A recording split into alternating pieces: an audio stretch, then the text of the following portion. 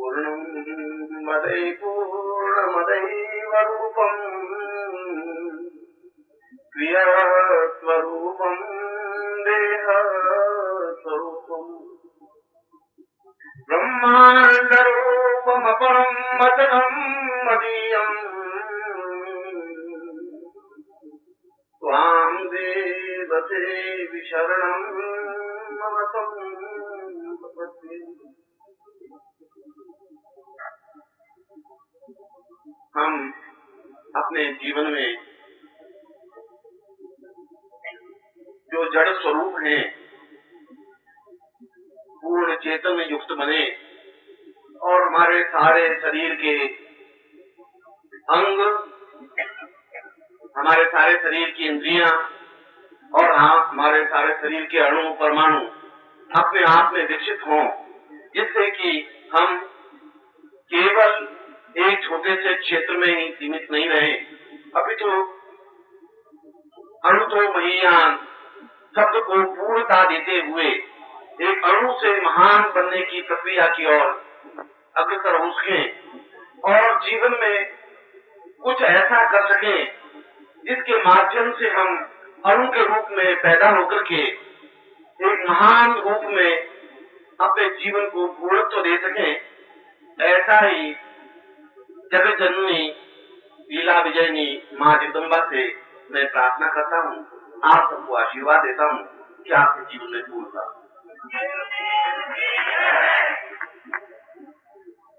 आज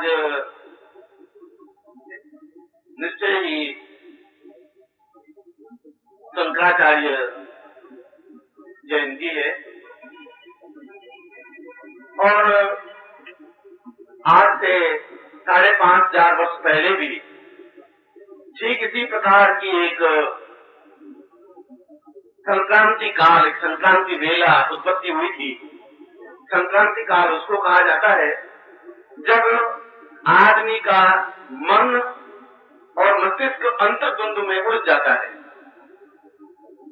जब आदमी निर्णय नहीं कर पाता, जब आदमी किसी ढंग से सोच नहीं पाता, दो विचारधाराएं जब परस्पर मंथन करने लग जाती हैं, तब व्यक्ति अपने स्वार्थ और परमार्थ दोनों की भावनाओं से यह विचार नहीं कर पाता कि मुझे जीवन में क्या करना चाहिए, क्या नहीं करना चाहिए, क्या उचित है, क्या अनुचित है। और उस समय भी एक इस प्रकार का प्रश्न पैदा हुआ था कि क्या हमारा जीवन अपने आप में केवल क्षुद्रमय जीवन व्यतीत करने के लिए है या जीवन को पूर्णता देने के लिए है। एक तरफ उस समय भी विज्ञान हावी हो रहा था और हमारे खून में जो ज्ञान की गरिमा है, हमारे खून में जो ज्ञान के कण है, वे बार बार हम पर हावी हो रहे थे कि हमें ज्ञान के क्षेत्र में, चेतना के क्षेत्र में, व्यक्तित्व के क्षेत्र में पूर्णता प्राप्त करनी है। व्यक्ति पूर्णता की ओर अग्रसर होता है और इसलिए होता है कि हमारा खून, हमारा रक्त अपने आप में सदियों पुराना रक्त है, क्योंकि हम उन ऋषियों की संतान हैं जिसको हमने वशिष्ठ कहा है, जिसको हमने विश्वामित्र कहा है। हम गोत्र संकल्प उच्चारण करते हैं शादी के समय कि मैं इस अमुक कन्या से शादी करता हूँ, मैं वशिष्ठ गोत्रोत्पन्नो हम, क्योंकि मेरी धमनियों में वशिष्ठ का खून प्रवाहित हो रहा है, मेरी धमनियों में गर्ग का, खनाद का, स्त्री का, पुरुष का खून प्रवाहित है और खून मेरे पूर्वजों का है। निश्चय मेरे पिता का खून मेरे शरीर में है, मेरे दादा का खून है, मेरे आज से 50 पीढ़ी पहले का भी खून है और खून हमारे ऋषियों का खून है, पूर्वजों का खून है और वह ज्ञान चेतना से युक्त है। इसलिए बार बार हमारा मन, हमारा दिमाग, हमारा खून उबार खाता है कि हमें साधना के क्षेत्र में अग्रसर होना चाहिए, कुछ करना चाहिए, कुछ अवश्य ही करना चाहिए। अगर ऐसा नहीं करेंगे तो हमारा जीवन बुझा बुझा सा रहेगा। हमारे जीवन में जो कुछ पूर्णता होनी चाहिए वो नहीं हो पाएगी, हमारे जीवन में जो कुछ प्राप्त करना चाहिए वो नहीं कर पाएंगे। मगर बाहरी सभ्यता उसके ऊपर बहुत अधिक दबाव डाल देती है और बाहरी सभ्यता कहती है कि ये सब ढोंग है, ये सब व्यर्थ है, बकवास है, ये प्रत्यानुषी है, ये बैकवर्डनेस है, ये पिछड़ापन है। जीवन का एडवांस क्षेत्र तो ये है कि हम बहुत फॉरवर्ड हो जाएं, अपने आप को एडवांस कर दें, नाचें, गाएं, खाएं, पिएं और जो कुछ भोगवादी प्रवृत्ति में हम जिंदा रह करके मर जाए और हम चारों तरफ ऐसा देखते हैं, क्योंकि उनके जीवन का जिस सभ्यता से ये आया है, चाहे वो अमेरिकी सभ्यता से आया हो, चाहे इंग्लैंड की सभ्यता से आया हो। अमेरिकी सभ्यता तो 1986 वर्ष पुरानी तो है। ईसा 1986 वर्ष पहले पैदा हुए, 86 वर्ष, केवल 1986 वर्ष पहले जो ईसा मसीह ने जो सभ्यता पैदा की, वह सभ्यता अपने आप में 50,000 20,000 वर्ष पुरानी सभ्यता की तुलना नहीं करती। वह सभ्यता अपने आप में उसका आधार नहीं है, बेस नहीं है। उस सभ्यता में किसी प्रकार की गरिमा नहीं है। गरिमा इसलिए है कि उसकी जड़ नहीं है। एक वृक्ष जो वट वृक्ष है, जो पीपल का पेड़ है, जो बड़ का पेड़ है, उसकी जड़ें 50 फुट नीचे होंगी तो 50 फुट पेड़ ऊपर चढ़ सकेगा।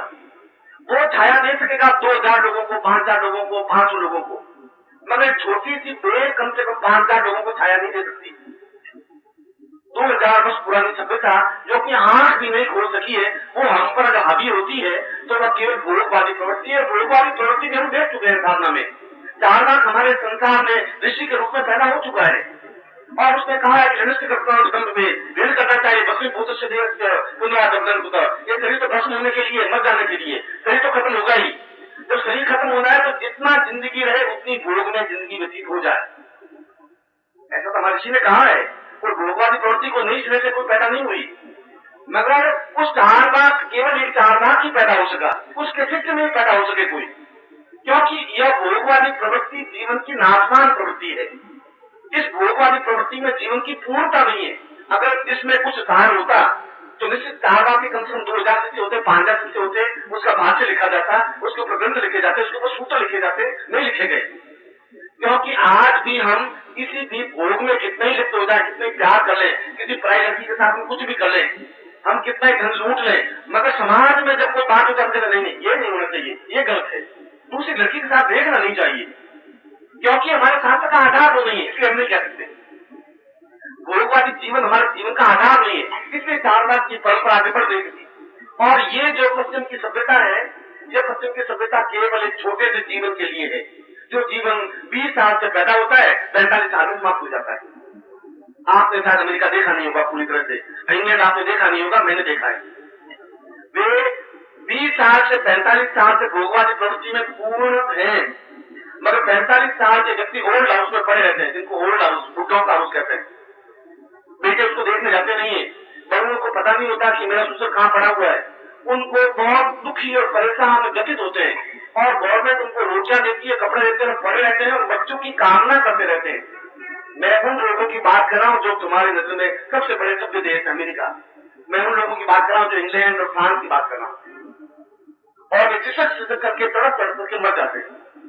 और जब मैं 1983 में मैं अमेरिका में था, मेरे बिल्कुल पड़ोस का एक व्यक्ति, मेरे आंखों को देखी घटना कह रहा हूँ, मेरे पड़ोस का व्यक्ति मुझे मिलने के लिए आया और बात कर रहा था कि गुरुजी मैं ये चाहता हूँ, ऐसा चाहता हूँ। ठीक उसी समय बाई चांस एक टेलीफोन आया कि आपकी मदर की ओल्ड हाउस में डेथ हो गई, रियल मदर ओल्ड हाउस में जी डेथ हो गई। उसने कहा all right my mother is died, और उसने टेलीफोन नंबर घुमाया।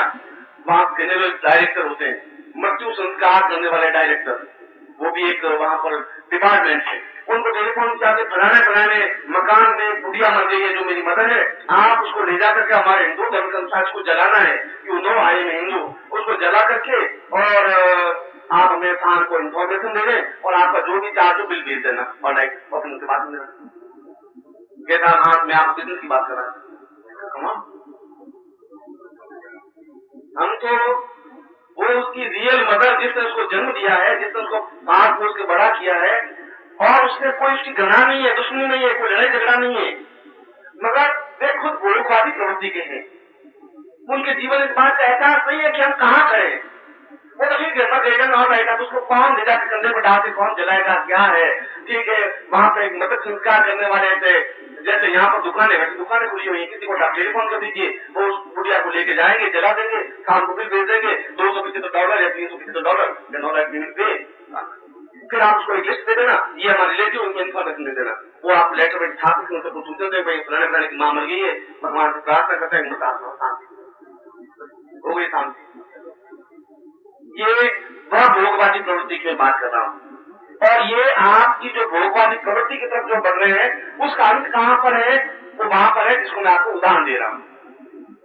हमारे जीवन में भोगवादी प्रवृत्ति अपने आप में हावी नहीं रही।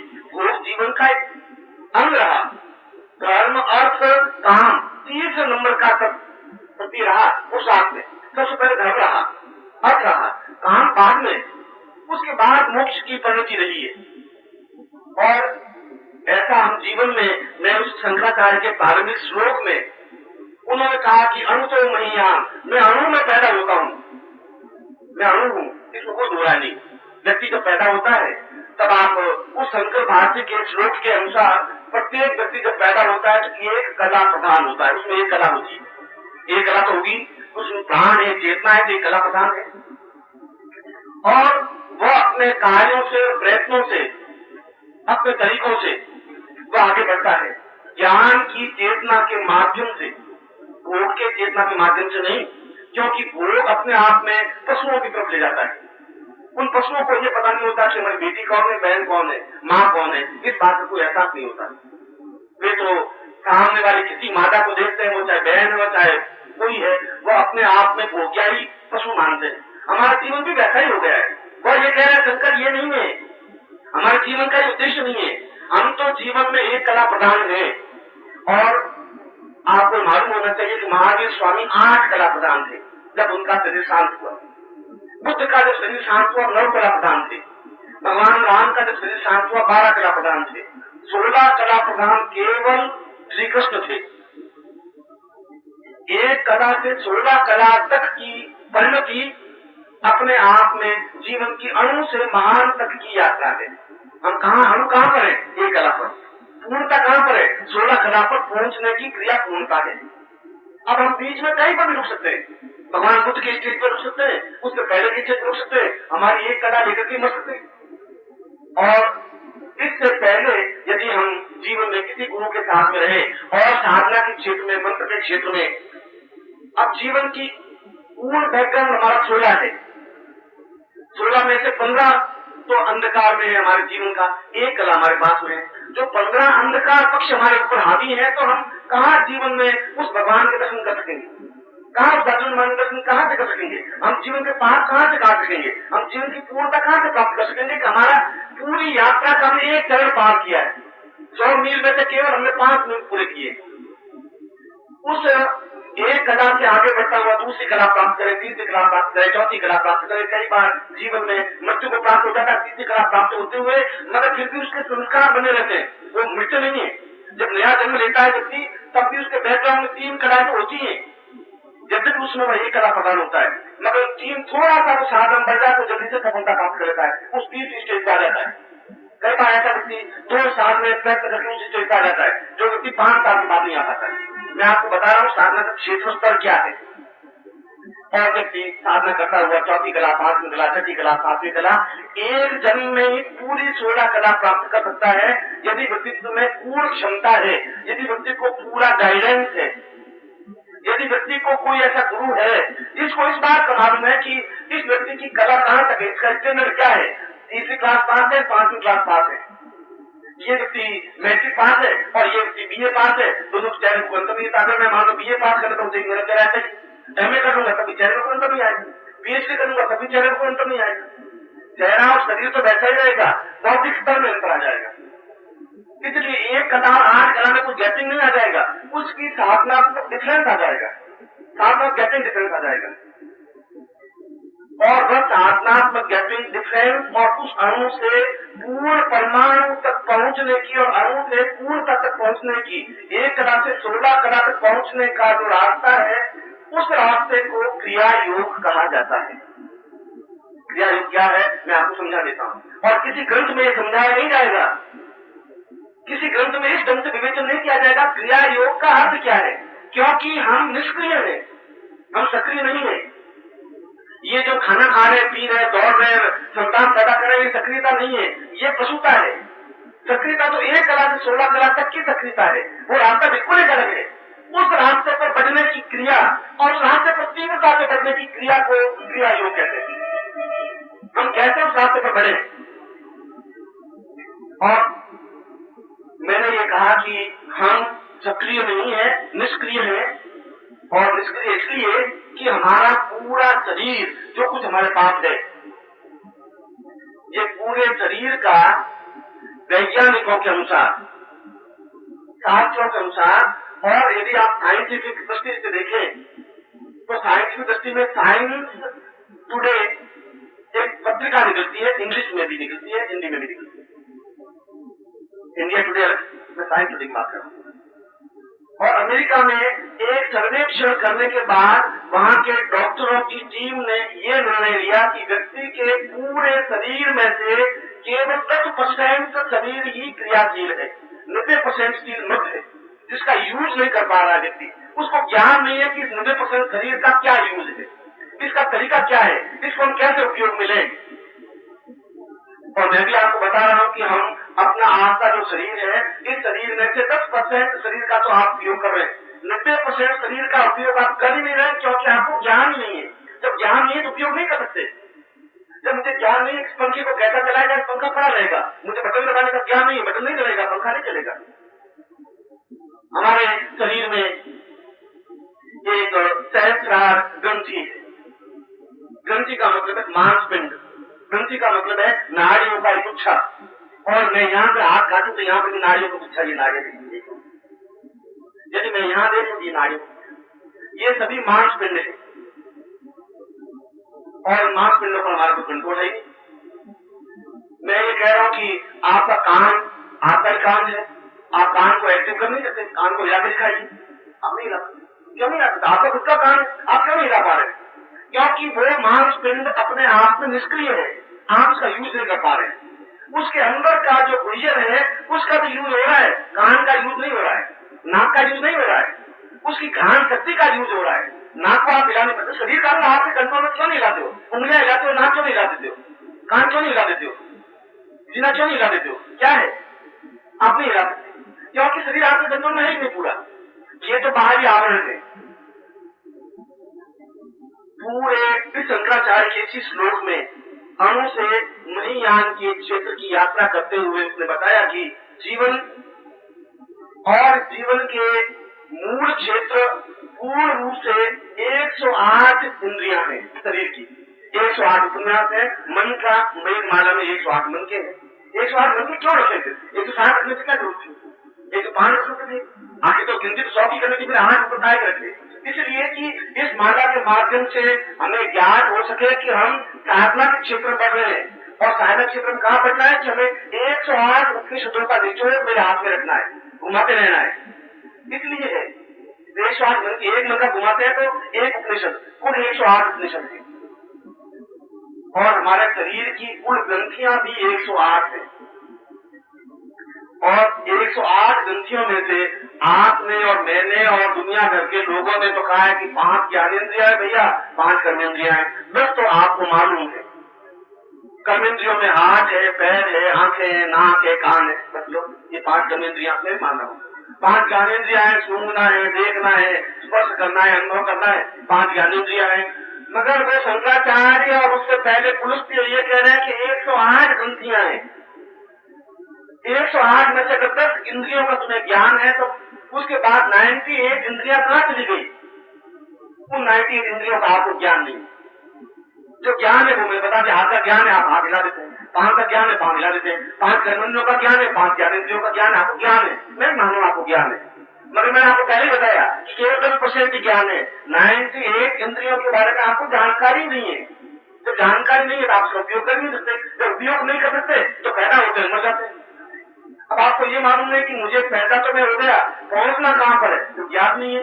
और ज्ञात इसलिए नहीं, कोई गुरु ही नहीं है जो आपको समझा सके कि भाई तुम्हें यहाँ पहुंचना है। और गुरु इसलिए नहीं कि गुरु को खुद को बेचारे को मालूम नहीं, वो खुद 5 ज्ञानेंद्रिया 5 कर्मेंद्रिया बैठा है, बच्चा राम राम बोलो सदा सत्य बोलो। अब उस राम राम बोल दो सदा सत्य बोलो से तो उस यात्रा का पूर्णता नहीं प्राप्त कर सकते।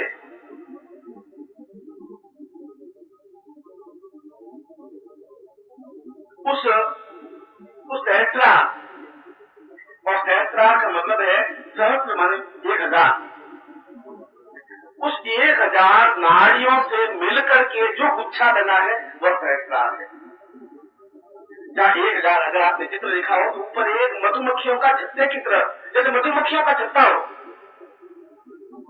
और मधुमक्खियों का छत्ता हमारे शरीर में सिर पर है, हमें ज्ञान नहीं है। मैं तो खुद कह रहा हूँ तो आपको ज्ञान नहीं है कि आपका मन कहाँ पर है, आपको बिल्कुल ज्ञान नहीं है। दिल तो है, हार्ट तो है, लेफ्ट साइड में पड़ा है, और उसको काट करके और वापस निकाल देते हैं, दूसरा आरोपण भी कर लेते हैं, यहाँ तो साइंस पहुंच गई।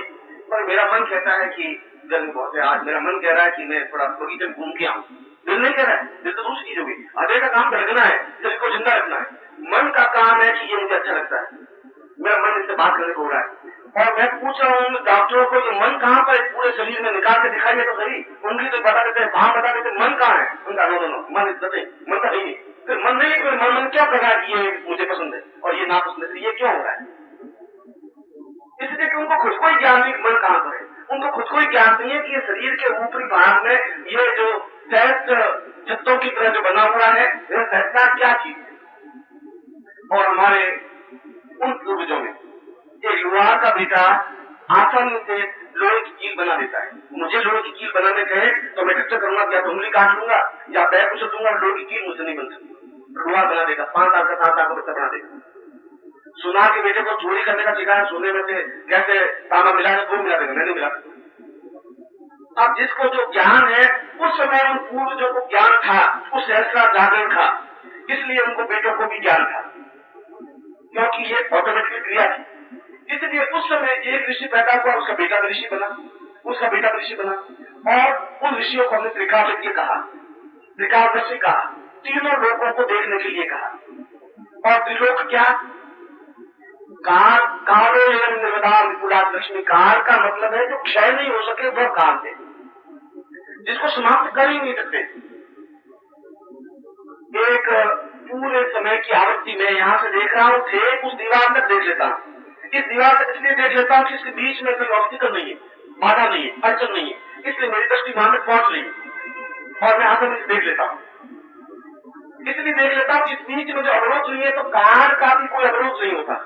समय अपने आप में काल अपने आप में पूर्ण एक इकाई है, उसके टुकड़े नहीं कर सकते, काल के टुकड़े नहीं हो सकते, हवा के टुकड़े नहीं हो सकते। आप ये अलग बात है कि एक हवा को गुब्बारे में भर दे, एक हवा को मुंह से गुब्बारे में भर दे, वो आप भर रहे हैं, पर हवा अपने आप में आपको काट नहीं सकते, टुकड़े करके हवा को नहीं दे सकते, पानी के टुकड़े नहीं कर सकते। उसी प्रकार से उस समय के भी टुकड़े नहीं कर सकते। समय का अपने आप में पूर्ण एक पट्टी है, इस किनारे खड़े होंगे उस किनारे पर दिखाई देगा। और काल कितना लंबा चौड़ा है कि आज से 25,000 वर्ष पहले की जो समय की घटना है और 25,000 वर्ष बाद की घटना है, पूरी एक इकाई है, उसको काल कहते हैं। और यदि हम एक सिरे से हम देखें, मैं यहाँ से देख रहा हूँ, वहां दिखाई देता है, तो काल के एक सिरे पर देखने पर काल का दूसरा सिरा दिखना चाहिए। और मैं यहाँ खड़ा हूँ, मुझे व्याकरण में समझा गया कि एक भूतकाल होता है, एक वर्तमान काल है, एक भविष्य काल है। काल कितने प्रकार होते हैं? 3 तरह के होते हैं, और हमने व्याकरण में पहली क्लास में दूसरी क्लास में पढ़ा है। मगर वर्तमान काल जैसी कोई चीज है ही नहीं। काल 2 ही होते हैं, केवल भूतकाल और भविष्य काल। जो कुछ बीत चुका है वो भूतकाल है। इस समय ठीक 3 बजे, बराबर 3 बजे और 2:59 सेकंड भूतकाल। 1 सेकंड पहले की घटना भूतकाल है, 1 सेकंड आगे की घटना भविष्य काल है। वर्तमान कुछ नहीं। वर्तमान तो अपने आप में दोनों कालों को पहचानने की क्षमता है, उसको मनुष्य कहते हैं। दोनों कालों को जो बीच में खड़ा है वह व्यक्ति है, केवल व्यक्ति खड़ा हो सकता है दोनों कालों के बीच में। पशु नहीं खड़ा हो सकता, पशु पीछे का चिंतन नहीं कर सकता, आगे का चिंतन नहीं कर सकता। इसलिए काल तीसरा काल है ही नहीं। तीसरा जिसको काल कहते हैं वो अपने काल पुरुष कहा गया है। काल पुरुष मनुष्य को कहा गया है, भगवान को कहा गया है। काल पुरुष देख सकता है, पुरुष मैं देख सकता हूँ कि भविष्य क्या चीज है, भूतकाल क्या चीज है। मगर दुर्भाग्य यह है कि मुझे भूतकाल का भी ज्ञान नहीं और भविष्य काल का भी ज्ञान। कल क्या होगा, 1 घंटे बाद क्या होगा, हमें ज्ञात नहीं है। और आज से 100 साल पहले मेरे साथ क्या घटना घटी थी वो मुझे ज्ञात नहीं है। क्यों ज्ञात नहीं है? इसलिए कि उस ग्रंथि का उपयोग करना भूल गए, जिस ग्रंथि के माध्यम से ये अनुभव होता था। एक आंख ग्रंथि है, आंख ग्रंथि के माध्यम से देख सकते हैं। कान एक ग्रंथि है, उसके माध्यम से सुन सकते हैं। हाथ एक ग्रंथि है जिसके माध्यम से पकड़ सकते हैं। और सहस्त्रार एक ग्रंथि है जिसके माध्यम से भूतकाल भविष्य काल को देख सकते हैं। और वो ग्रंथि युक्त है, उस ग्रंथि में अपने आप में जड़ता है, क्योंकि उस ग्रंथि का स्पंदन नहीं रहा। मैं अगर ये मेरे घुटने बिल्कुल खराब हो जाए तो मैं चल नहीं पाऊंगा। जोड़ों में जब बहुत दर्द हो जाता तो लोग चल नहीं पाते, लोग चल नहीं पाते तो उसके बाद में वे चल भी नहीं सकते, हाथ उठा के चेयर पे चलते, क्योंकि वो ग्रंथि काम करना बंद कर देती है। अगर हम हाथ का उपयोग नहीं ले तो हाथ अपने आप काम करना बंद कर देगा। आपने कल हड्डी योगी देखे होंगे, एक हड्डी योगी 15 साल से बिल्कुल जो खड़ा रहा, आपने अखबार में उसका पढ़ा होगा, और आज जो खड़े रहे वहां चिड़िया ने घोंसला दे दिया, अंडे पैदा कर दिए, चिड़िया बनकर के उड़ती गई। 15 साल तक हाथ ये रखा, नीचे नहीं उतारा, और 15 साल के बाद बाहर नीचे उतारने की कोशिश की, हाथ उतरा भी नहीं, क्योंकि सब इंद्रियां जान हो गई, ये सब जान हो गया। फिर उसका जिंदगी में हाथ ऐसा ही रहा, मरने पर हाथ ऐसा ही रहा, क्योंकि वो जो इंद्रियां थी वो वर्क करना बंद कर गई। और हमारी सहसा ग्रंथि को हमने उपयोग नहीं किया तो वो वर्क करना बंद। जिंदा तो है, वो हाथ जिंदा है, सहसा ग्रंथि भी जिंदा है, मगर वो एक्टिव नहीं है। मैंने कहा कि 90% का एक्टिव है नहीं शरीर। वो ग्रंथि जब एक्टिव नहीं है तो जब एक्टिव नहीं है उससे कनेक्टेड काम हम नहीं कर पाएंगे। आंख होगी नहीं, जिसकी एक्टिवनेस खत्म हो जाए देख नहीं पाएंगे, आंख फूट जाए नहीं देख पाएंगे। सहसा ग्रंथि अगर बिल्कुल लुप्त है, लुप्त हो गई है, चेतनाहीन हो गई है और उसमें स्पंद नहीं है, वो देख नहीं पाएंगे। और जो ही सहस्कार अगर जागृत होता है तो उसका काम ही है भूतकाल भविष्यकाल को, पूरे काल को देख लेना। 5-4 साल पहले शंकराचार्य कहाँ घूमे, कहाँ उठे, क्या देखे, देख सकते हैं, कहाँ है देख सकते हैं, क्योंकि वह तो एक लंबाई है। और उसी तरह भविष्यकाल को देख लेंगे, 200 साल पहले मैं कहाँ जाऊंगा, 2 साल बाद कहाँ होगा, क्या होगा। पिछले जीवन को, अगले जीवन को, इस पूरी समग्रता को देखने की जो क्रिया है वह सहस्कार ग्रंथि है, और वो काल देखने की क्रिया है एक सहस्कार ग्रंथि के माध्यम से। और इस सहस्कार ग्रंथि को जागृत करने की क्रिया को क्रिया योग कहते हैं। ये क्रिया ये योग है, मनुष्य का उस ग्रंथि से संयोग करने की क्रिया को योग कहते हैं। अब आप पूछेंगे क्या जरूरत है इस ग्रंथि को जागृत करने की, तो मैं पूछ रहा हूँ कि आपको आंख की क्या जरूरत है। आप लकड़ी के सहारे कर सकते हैं, आंख की जरूरत क्या है, आपको नाक की जरूरत क्या है, हाथ की जरूरत क्या है, लखपति है, क्या जरूरत है, लोग खाना खिला देंगे आपको, वह जीवन का चार्ज नहीं है। और यदि सहस्कार ग्रंथि जागृत नहीं है तो जीवन का चार्ज नहीं है। हम बड़े दुखी हैं कि भगवान जाने 4 महीने बाद क्या होगा। भगवान कौन सा, हम तो खुद कह रहे हैं हम ब्रह्मांड मैं बनी हूँ, मैं सब कुछ जानता हूँ, तो फिर भगवान का कौन सा है। इसलिए कि हमारा जो चेतना युक्त स्थान है वह चेतना युक्त स्थान अपने आप में सक्रिय नहीं है, और हमारे शरीर के कई अंग सक्रिय नहीं है। वे अंग जो आज्ञा चक्र जिसको कहते हैं वो सक्रिय नहीं है, जिसको मूलाधार कहते हैं वह सक्रिय नहीं है, वो स्वाधिष्ठान कहते हैं वह सक्रिय नहीं है। और आप मुझे पूछेंगे कि मूलाधार होता है गुरु जी, और मैं पूछ रहा हूँ कि हृदय होता है, अनुभव किया जाता है हृदय है। यदि आप चीरा लगाए तो देख लेंगे, और यदि आप चीरा लगाए तो बिल्कुल मूलाधार का जो चिन्ह बनाया बिल्कुल वैसी नाड़ियों का गुच्छा है, बिल्कुल वैसा है। स्वादिष्ठान चक्र को चीरा लगा के देखे तो आराम से वह नाड़ियां कुछ उसने प्रकार की कटी है, वैसा ही गंध है, वैसा ही कलर है। अब उसको स्पंदन करने की जरूरत है, उसको छेड़ने की जरूरत है। जब उसको छेड़ेंगे तो इंद्रिया अपना जागृत होगी, और जब जागृत होगी तो उसका जो एक्टिवनेस है वो अपना आप काम होने लग जाएगा। एकदम से आदमी को वैसा होगा, ये क्या पिछले जीवन में ये था, उससे पिछले जीवन में ये था, 3 साल जीवन में ये था, 100 साल पहले ये था, ये कृष्ण खड़े है, ये गीता है, द्वारिका है, ये ऐसा क्या देख रहा हूँ। यदि भविष्य काल में ये घटनाएं घटेंगी, इन सारी घटनाओं को त्रिकाल दृष्टिता कहते हैं। एक दृष्टि में हुई त्रिकाल, एक काल पिछला, भूतकाल पूरा, एक भविष्य काल, इन तीनों को देखने को मैं काल पुरुष अपने आप में सिद्ध होता हूँ। ये सारी एक्टिविटी को हिंदी में क्रिया कहते हैं, और इन क्रिया को मनुष्य से जोड़ने की क्रिया को क्रिया योग कहते हैं। इसलिए कि क्रिया योग के माध्यम से हम उस एक कला से सीधी छलांग लगाकर 5वीं कला तक पहुंच जाएंगे। दूसरी कला पर रुकने की जरूरत नहीं, तीसरी कला पर रुकने की जरूरत नहीं। क्रिया योग सिद्ध होने का मतलब है आप 5वीं कला पर है जीवन की। जो क्रिया योग सिद्ध है वो 5वीं कला पर सिद्ध है, 16वीं कला पर बहुत दूर है। मगर अगर आप 5वीं कला पर जाना चाहें तो आपको क्रिया योग की माध्यम तो बड़ी है। यदि आपको मुंबई जाना होगा तो रास्ता महाराज जंक्शन होकर के लिए, यहाँ से गाड़ी महाराज जंक्शन जाएगी, महाराज जंक्शन से आपको होकर ही मुंबई पहुंचेगी, या दूसरा रास्ता बिजली होकर जाएगी, दिल्ली होकर नहीं जा सकते। यदि आपको 16 कला पर जाना तो रास्ता ही है क्रिया योग की जाने के माध्यम से, और इसके माध्यम से जब जाएंगे तो अपने आप को जीवन की पूर्णता प्राप्त हो पाएगी। और प्रश्न है कि ये जो इतना महात्मा गांधी ने भी स्वामी योगानंद जी से प्रार्थना की, महात्मा गांधी जैसा बहुत ही व्यस्त व्यक्तित्व, बहुत काम, उसने भी योगानंद जी से और कोई इच्छा नहीं की। उसने कहा कि यदि आप प्रसन्न हैं, यदि एक योगी की आत्मकथा दी, आपने किताब पढ़ी हो योगानंद की, उसमें कहा, गांधी ने कहा यदि आप प्रसन्न हैं तो कृपया मुझे क्रिया योग सिखा दीजिए।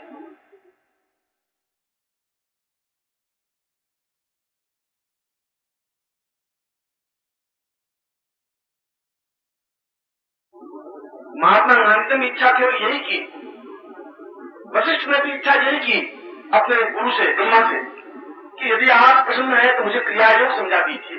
क्योंकि शंकराचार्य ने कहा है, पूर्वोद्वान दूर भवित पूर्वम सा क्रिया पूर्वतमेव तुल्यम। क्रिया योग जैसी कोई अन्यतम विद्या नहीं है और क्रिया योग को समझने वाले व्यक्तित्व नहीं, वही बात है। ऐसे व्यक्तित्व नहीं है जो क्रिया योग को समझ सके, अपने आप रख सके, बता सके।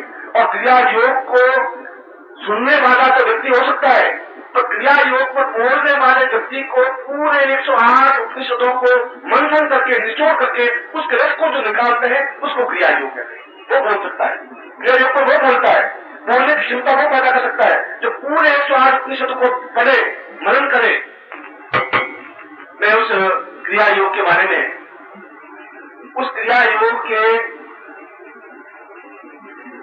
मूल स्वरूप जो समझने के बाद में मैं तो केवल एक ग्रंथि के बारे में, इस प्रकार से पूर्ण 98 ज्ञान ग्रंथियां हैं, केवल 10 कर्मेंद्रियां हैं। कर्म ग्रंथियां तो केवल 10 है। नव द्वारे का पिंजरा जामे पंछी कौन, नव द्वार तो हमें मालूम है, 10 व्यक्ति, ये 10 कर्मेंद्रियां हैं। इन कर्मेंद्रियों के माध्यम से शरीर चलता है। वे कर्मेंद्रियां केवल भोग के रास्ते पर बढ़ा सकती है, ज्ञान के रास्ते पर बढ़ाने के लिए वे 98 ग्रंथियों को जागना पड़ेगा। इसलिए हम ज्ञान के क्षेत्र में बिल्कुल कोरे हैं। अनुभव हो सकता है, ये हो सकता है कि बेटा आपके पास आने से हाथ जलता है, अनुभव है, ज्ञान नहीं। ज्ञान के लिए तुम ग्रंथियों को जागृत करना पड़ेगा और उन ग्रंथियों को जागृत करने के लिए उस क्रिया योग के 3 मूल आधार हैं, 3 तथ्य। उन 3 तथ्यों के माध्यम से क्रिया योग को पहुंचा जा सकता है। हम क्रिया योग कैसे प्राप्त करें? एक गुरु अगर क्रिया योग व्यक्ति में जागृत करे तो कैसे करे, क्या करे? और उसके 3 चरण है, धारणा, ध्यान और समाधि। सबसे पहले धारणा, उसकी दूसरी स्टेज है ध्यान, तीसरी स्टेज है समाधि। और उन तीनों क्षेत्रों को पार करने पर अपने आप में क्रिया योग पूर्ण हो जाता है। जहाँ प्रश्न होता है कि धारणा क्या चीज, किसको धारणा कहते हैं? धार की स्वधारणा, जिसको धारण करते हैं वो धारणा है। किसको धारण करें? धारण करने योग्य चीज क्या है? धारण सापेक्षता में धारण होती है। हम तेल में तेल मिला सकते हैं, पानी में पानी मिला सकते हैं, दूध में दूध मिला सकते हैं, पर पानी में तेल नहीं मिला सकते। वो अलग रहेगा, तेल अलग रहेगा, पानी अलग रहेगा। कबीर ने कहा है कि जल में कुंभ, कुंभ में जल है, बाहर भीतर पानी, फूटा कुंभ जल जल ही समाना, ये तथ्य कहा गया नहीं, ये ज्ञान है। उस घड़े, उस नदी में डूबा हुआ है, घड़े के अंदर भी पानी है, घड़े के बाहर नदी का पानी है जो बह रहा है, मगर घड़े का पानी अलग है, नदी का पानी अलग है। उस घड़े को फोड़ेंगे तो घड़े का पानी उस पूरे पानी में मिलेगा, और मिलेगा वह ज्ञान की चेतना है। ये घड़ा है, ये सब घड़े है, ये नदी है जो प्रवाहशील है, मगर तुम्हारे और मेरे बीच में मिट्टी की दीवार है जिसको घड़े की दीवार कहते हैं। फूटा कुंभ, घड़े को पहले फोड़ना पड़ेगा। फूटा कुंभ जल जल ही समाना, वो जल जो घड़े के अंदर बासी जल है, रुका हुआ जल है, प्रवाहमान जल नहीं है, बहता हुआ जल नहीं है, बहता हुआ नदी का जल है।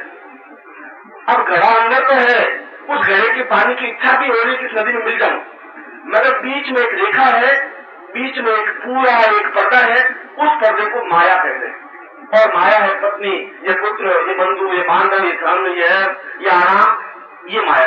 और माया और ब्रह्म के बीच में डिफरेंस नहीं। जब माया को खत्म कर देंगे तो अपने आप में पूर्ण क्रिया की अवसर हो जाएगी। उस माया के आवरण को तोड़ने के लिए जिस चीज को धारण किया जाता है उसको धारणा कहते हैं। धारणा वो चीज, क्योंकि इसलिए कि मुझे वो माया का पर्दा तोड़ देना है। माया का पर्दा टूटेगा नहीं तब तक उसमें हम मिलेंगे नहीं। उस जल में जो प्रवाहमान जल, मैं नदी हूँ और बह रही हूँ, पिछले 5000 वर्षों से, 10,000 वर्षों से, 25,000 वर्षों से मेरा उसका उद्गम वशिष्ठ विश्वामित्र गर्भ कड़ाक रहे, और इस नदी का समापन पूर्णता की ओर 16 कला के आसपास है। मैं बीच में और तुम्हारा एक घड़ा मेरे बीच में है, और तुम्हारा जल मेरा ही जल, मेरे जल से भरा हुआ है। मगर वो बाकी है, उस जल में अपने आप में पूर्णता नहीं है, और वो घड़े का जल मुझे मिलना जरूरी है। इसीलिए शंकराचार्य ने कहा कि दोनों सापेक्षता में वह जल और वह जल मिल सकता है, अगर हम बीच के पर्दे को तोड़ दें। इसलिए धारण करने की क्रिया के लिए देवता को धारण कर नहीं सकते, इसलिए देवता को शरीर में धारण नहीं कर सकते, देवता कुछ होता ही नहीं। इसलिए नहीं होता कि जो हम यहाँ चित्र बनाया है, मैंने ये चित्र बनाया है कमला का, या चित्र बनाया बगलामुखी का, इस चित्र को बनाया है लक्ष्मण नाम के पेंटर ने, और लक्ष्मण पेंटर ने तो कभी बगलामुखी का दर्शन किए नहीं, अपनी जिंदगी में किए नहीं। जब दर्शन किए नहीं तो प्रामाणिकता के साथ बगला का चित्र नहीं बना सकता, इसलिए वो चित्र प्रामाणिक है ये नहीं कह सकते, और जिसने देखा है वो चित्र नहीं बना सकता। अगर मैंने देख लिया है बगला का बिंब तो मेरे पास तुलिका नहीं है मैं ऐसा चित्र बना सकूं, और जिसने चित्रकारी सीखी है उसको बगला चित्र के ज्ञान में बगला दर्शन कहते हैं। इसलिए जो चित्र बनाया वो प्रामाणिक नहीं हो सकता, प्रामाणिक तो जो बिंब बीजों में आता है वो प्रामाणिक है। इसलिए जो राम का चित्र है, जो कृष्ण का चित्र है, वो प्रामाणिक है या नहीं ये नहीं कह सकते, क्यों? हमने देखा नहीं, हमने सुना है, और सुनी हुई चीज सत्य नहीं हो सकती, कोई आवश्यक नहीं है। जो देखी जा सकती है वह सत्य है। इसलिए देखने की विजन, इसलिए जिससे हम परिचित नहीं है, जिसको हमने जीवन में देखा नहीं है, उसको शरीर में धारण नहीं कर सकते। धारण तो उसी को कर सकते हैं कि जिसको देखा हो। एक इंग्लैंड में मिस मेरी रहती है, आप उससे प्यार कर सकते हैं? जब देखा ही नहीं मिस मेरी को, तुम प्यार कहां से करोगे मिस मेरी को? और पड़ोस में रहने वाली कौशल्या से प्यार कर लोगे? उसको देखा है, उसकी ऐसी आंखें हैं, आंखें बहुत सुंदर है, नाक बहुत होते की तरह, वो आपके सामने फिल्मा जाएगा, क्यों? कौशल्या पड़ोस में रहती है। और मिस मेरी कहता बहुत सुंदर है, मिस मेरी देखा नहीं, उसके प्रति कोई अटैचमेंट नहीं बन सकता। जो कुछ देखा है वो धारण किया जा सकता है। देवताओं को देखा नहीं, देवियों को देखा नहीं, महाविद्याओं को देखा नहीं, उसको धारण नहीं कर सकते। गुरु को देखा है, अरे मानो हमारा जैसा ही है, एक जैसा पानी है, समान गर्मी है, उसके भी वैसे मेरे जैसे आंखें, मेरे जैसे नाक, मेरे जैसे कान, मेरे जैसे पांव, मेरे जैसे चलता है, मेरे जैसे बात करता है, इक्वलिटी है, दूध में दूध है, पानी पानी है, इसलिए उसको धारण किया जा सकता है। इसलिए धारणा का तात्पर्य है गुरु को धारण करने की क्रिया को धारणा कहते हैं। इसकी धारण करना, उस जगह ध्यान तक पहुंचने के लिए, समाधि तक पहुंचने के लिए, उस संस्कार तक पहुंचने के लिए धारण करना जरूरी है। और धारण संसार में केवल गुरु को ही किया जा सकता है, और किसी को धारण नहीं किया जा सकता। दूसरे को प्यार किया जा सकता है, परिचय किया जा सकता है, उसको सुख दुख में भाग लिया जा सकता है, धारण नहीं किया जा सकता। धारण तो केवल गुरु ही धारण हो सकते हैं, और जो धारण गुरु को कर लेता है तुरंत फूटा बिंब जल जल समान, एक क्षण में जो है उसको धारण किया वो बीच की माया दीवार टूट गई, क्योंकि वो बता देता है कि ये माया तुम चिंता करने की जरूरत नहीं है, ये माया अपना काम करेगी, तुम अपना काम करोगे, मैं तुम्हारे साथ हूँ, नदी प्रभावशील है, मुझे मालूम है नदी का उद्गम कहाँ है।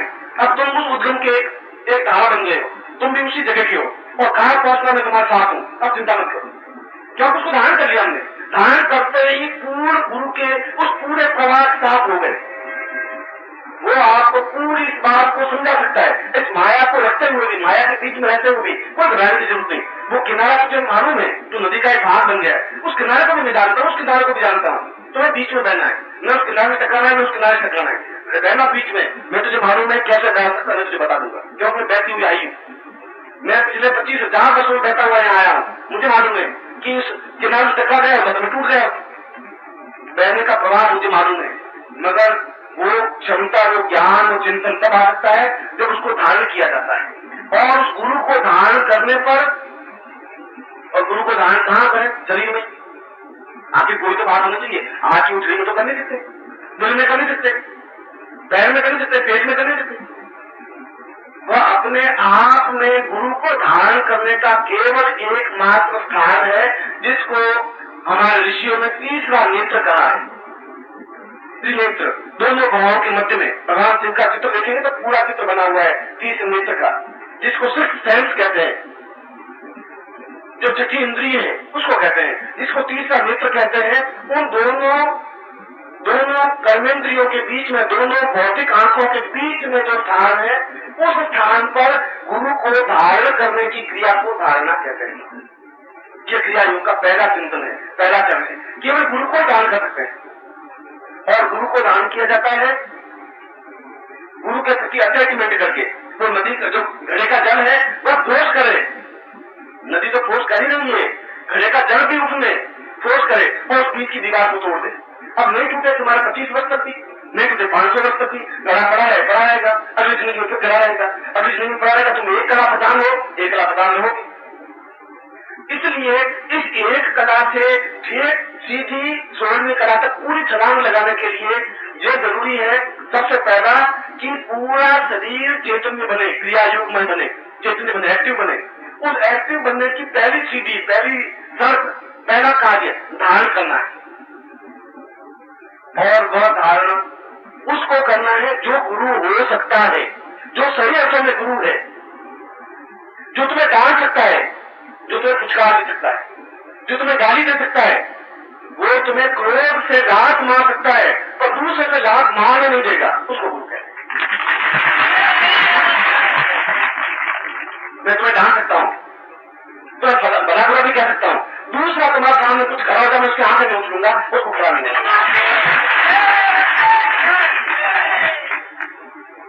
इस क्रिया योग के शिविर में ये मेरे पास 2 दिन है और मैं कहता हूं तो 2 दिन तो कम से कम 200 वर्षों के बराबर है। 2 दिन मामूली नहीं है। यदि देने वाला सही हो और लेने वाला सही हो तो 2 दिन तो बहुत बड़ी बात है।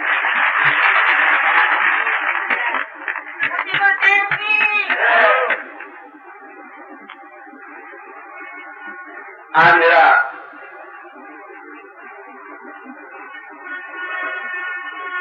जन्मदिन है और जन्मदिन मनाने का मतलब ये होता है कि व्यक्ति एहसास करता है कि मैं बदल चुकी और अग्रसर हो रहा हूं। और जन्मदिन का तात्पर्य इस बात का चिंतन करना है कि मैं ज्यादा से ज्यादा जन्म दे सकूं। उस पंडित जी ने कहा कि 3 साल पहले कितना पंडाल भरा हो, मैंने कम लोगों को जन्म दिया था। मैं भी इस बात को स्वीकार करता हूँ, हर साल जन्म देता हूँ और जन्म देते देते कह दिया कि पूरे भारत को जन्म दे सकूंगा, तो कोई बड़ी बात नहीं। यह जन्मदिन अपने आप में इस बात के लिए मुझे संतोष देने का नहीं है कि मैं अब इतने वर्ष का हो गया, क्योंकि जो बात अरुण ने कही कि ये बात ध्यान रखना चाहिए कि गुरु के शरीर का, उसके स्वास्थ्य का एकदम से ध्यान रखना चाहिए।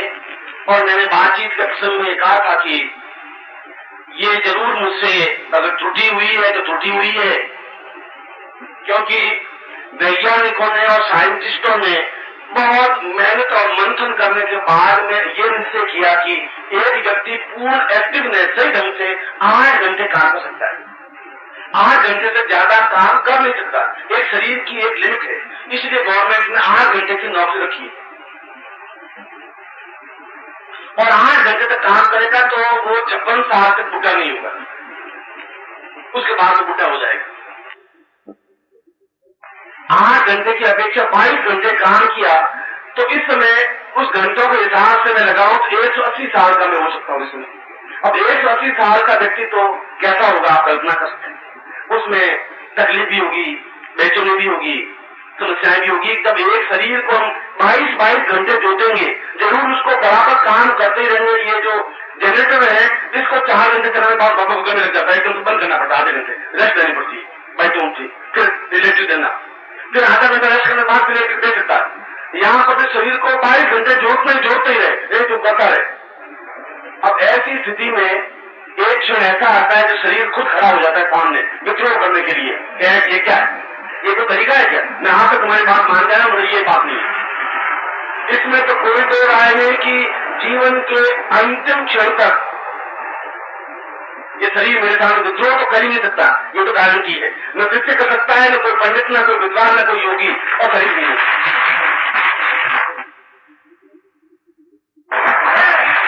निष्क्रिय वो रहे, इसमें कोई दो राय नहीं।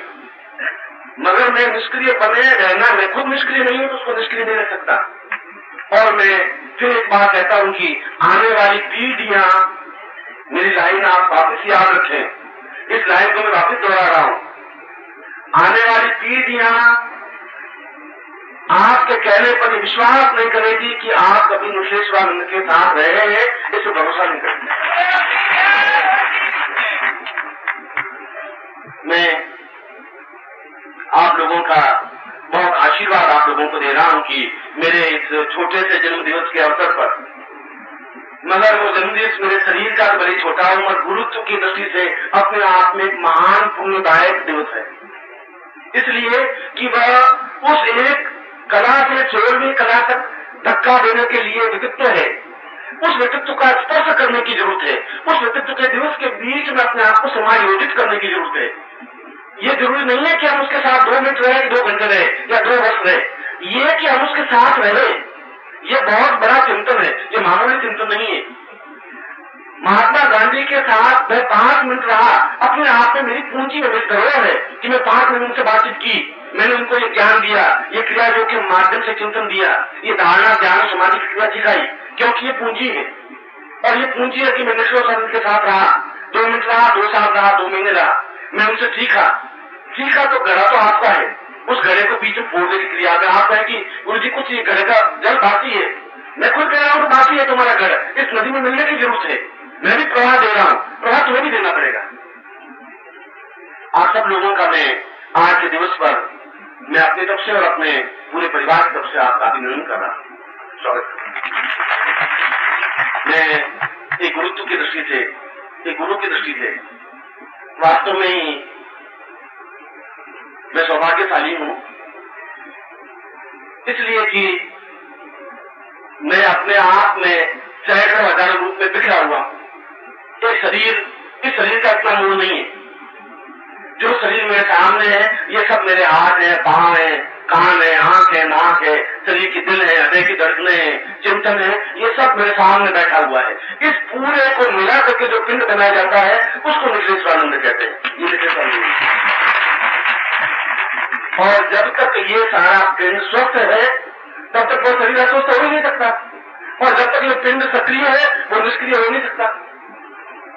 इसलिए मैं आप सब लोगों को आज इस महत्वपूर्ण अवसर जन्मदिन और उससे भी महत्वपूर्ण अवसर की क्रिया योग जैसी गूढ़ और दुरूह दुष्कर और अपने आप में कठिन साधना का प्रारंभ, जिसको मैं आपको समझाऊंगा साधना के माध्यम से भी, मंत्रों के माध्यम से भी, तंत्र के माध्यम से भी, योग के माध्यम से भी, जो मेरे पास 3 दिन है। यद्यपि यह अपने आप में इतना विशाल जटिल सब्जेक्ट है, मगर मैंने आपको संक्षेप में इस बात को समझाया कि क्रिया योग चीज क्या है और क्रिया योग को प्राप्त करने के लिए करना क्या है। कोई कठिन कार्य नहीं है। आवश्यकता इस बात की है कि हम उस पर्सनैलिटी के साथ जुड़ सके, एक हो सके, मिक्स हो सके। अगर मिक्स हो जाएंगे तो आपकी खुद गढ़े का जल नहीं रहेंगे, नदी का जल हो जाएंगे। जब नदी का जल हो जाएंगे, नदी का एक सिरा ठेठ वहां तक है जो 25,000 वर्ष पहले उन बीजों के पास नदी का गोकर्ण वहां है, अगला कण ठेठ छोड़ नहीं करा सके। कहीं आपको फिर चिंतन कोई व्यवधान, परेशानी, ऑब्स्टिकल फिर नहीं है। आवश्यकता है उसमें मिलने की, और मिलने के लिए अपने आप की माया के आवरण को तोड़ना ही पड़ेगा, निश्चित रूप से अपने आप को पढ़ना पड़ेगा। उस गुरु से अपने आप में एकाकार होकर के अपने आप को धारण करना पड़ेगा, क्योंकि क्रियाशील आपको होना है, क्रिया पक्ष आपको करना है, क्रिया योग आपको सीखना है, क्रियात्मक पक्ष आपका है तो आपको धारण करना पड़ेगा।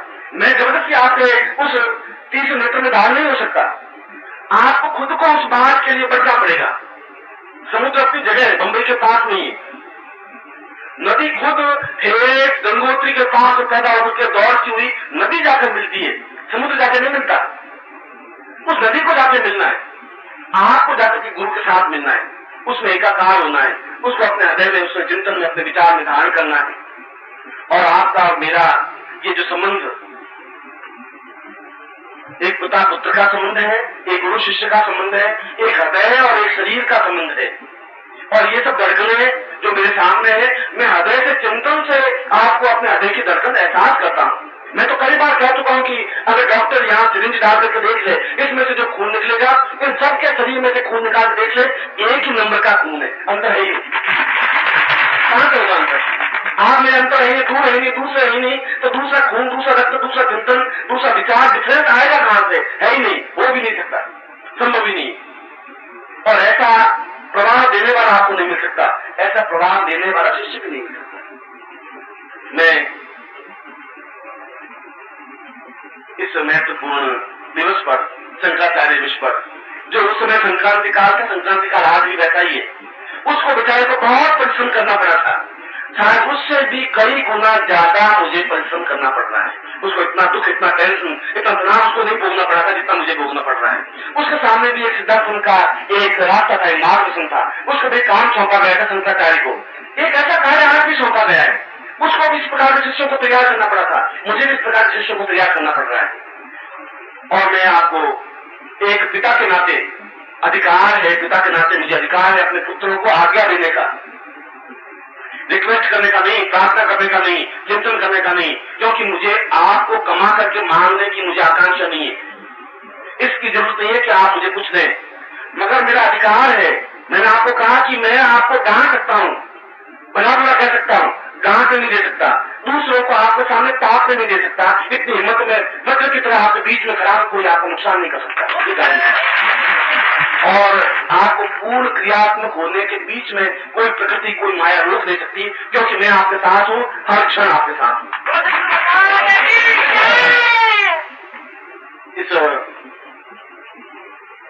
इस दिवस पर जो कुछ भी समय है हमारे पास, हम पूर्ण क्षमता के साथ, जब भगवान बुद्ध ने अपने शिष्यों को कहा कि मैं महानिर्वाण ले रहा हूं, मगर तुम्हें पूरे भारत में फैल जाना है, एक आदेश था। और मैं तुम्हें फिर कह रहा हूं कि संक्रमण काल है, जहां वह सभ्यता तो बहुत हल्की सभ्यता है, जिसकी 2000 वर्षों की पूंजी है, वो हम पर हावी है, हमारे परिवार पर हावी है, हमारे बेटियों पर हावी है, हमारे बेटों पर हावी है, हमारे पत्नियों पर हावी है, हमारे दिल दिमाग पर हावी है।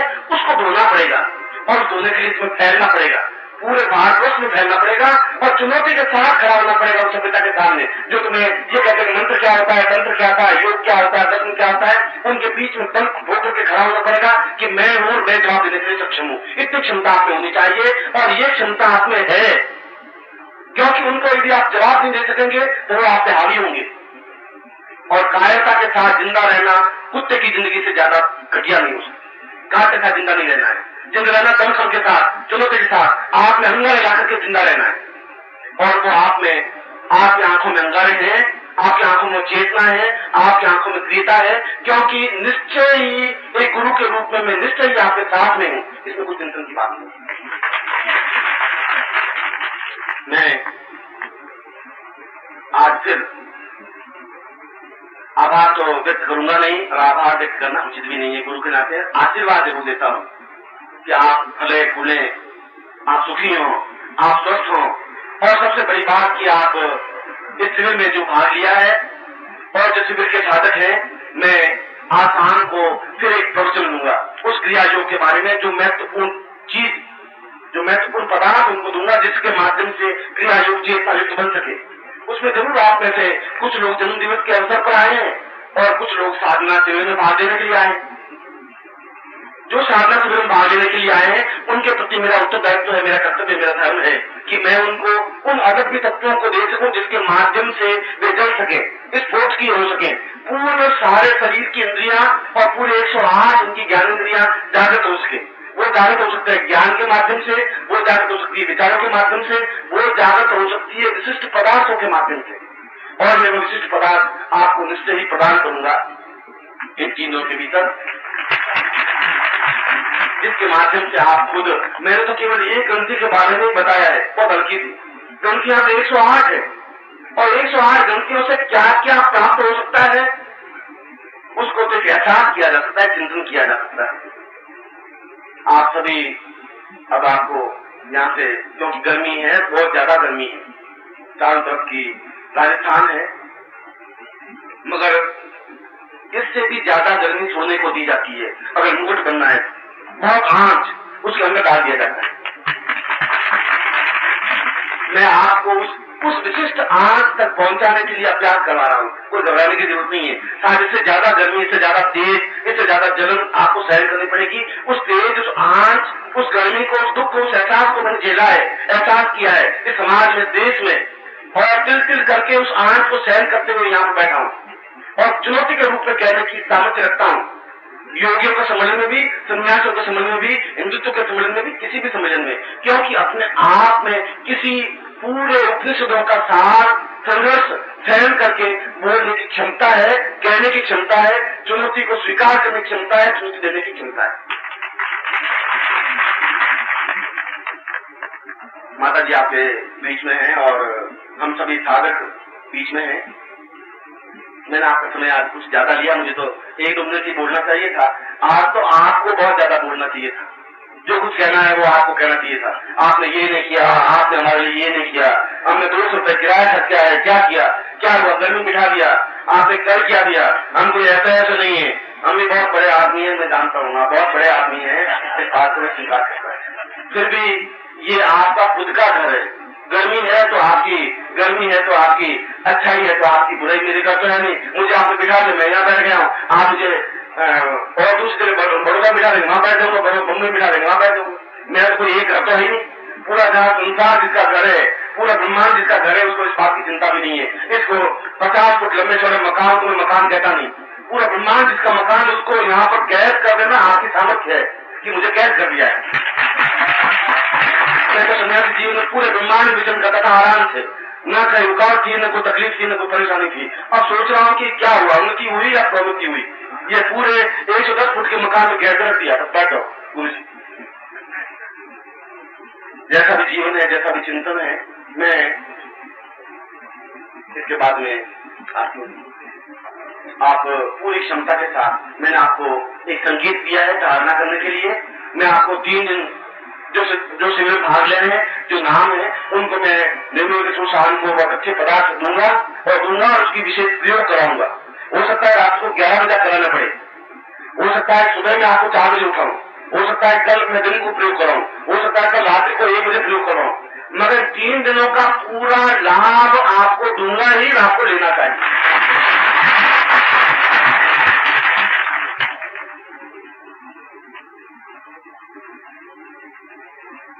मैं जो मेरे सामने पूरा भारतवर्ष, बंगाल, बिहार, आसाम, यूपी, राजस्थान और दक्षिण और गंगा, वो सब कुछ एक तरह से भारतवर्ष के नक्शे को देखना है, किसी को आकर के तो इसको देख सकता है। ये भारतवर्ष का प्रामाणिक नक्शा ये है, वो कागजों में का है, ये प्रामाणिक नक्शा है।